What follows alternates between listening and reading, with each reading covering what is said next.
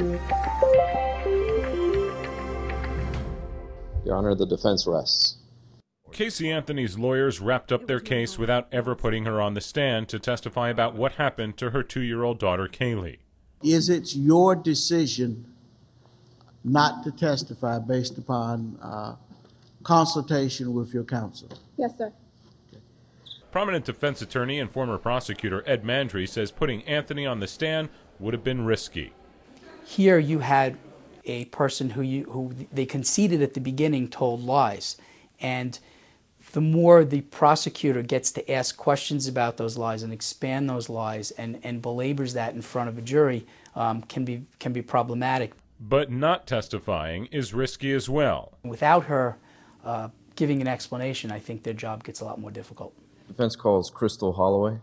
Instead, the defense tried to raise more questions about Casey's family, especially her father, George Anthony.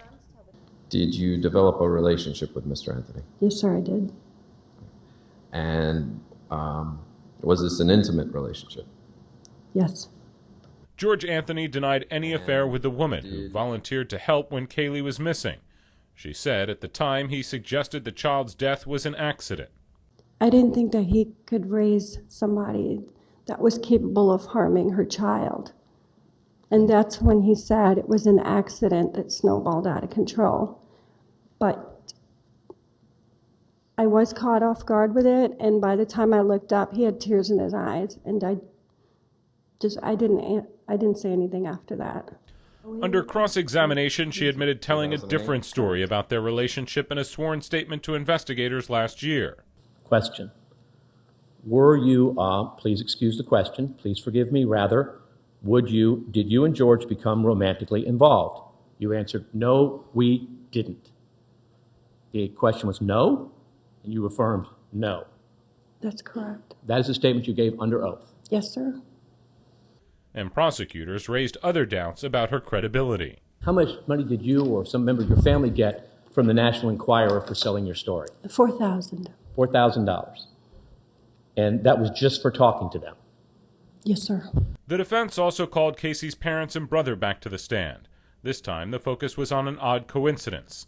Family pets had been buried, wrapped in plastic and tape, similar to the way Kaylee's remains were found. Did you have a dog named Mandy in Ohio?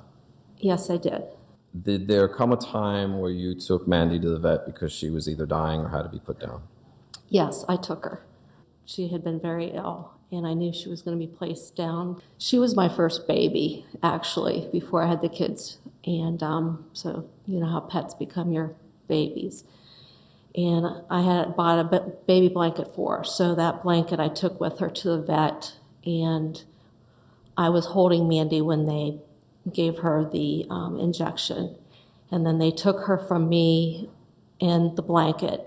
And I don't know how they put her, but I received her back. She was already wrapped in black plastic with like packing tape over it. Prosecutors pointed out some differences. I take it that you did not euthanize your own pets with chloroform. No, ma'am, we did not. Did you put duct tape on any of the animals' faces prior to their burial? No, ma'am. Friday, the state calls rebuttal witnesses, and then it's time for closing arguments. Closing arguments are basically going to be as important as any other aspect of this case, if not more important. The prosecution will need to tie together all the pieces of evidence that were presented and then have to convince the jury that Casey murdered Kaylee. That's what they ultimately have to prove beyond a reasonable doubt. The defense, on the other hand, has to get up there and do the opposite. Explain to the members of the jury, while you may be speculating and thinking or suspecting or believing, that's not enough. Finally, as if there wasn't enough drama in the day, the judge charged a member of the audience with contempt of court for giving the finger to one of the prosecutors. He was sentenced to 6 days in jail. For The Daily, I'm Josh Bernstein.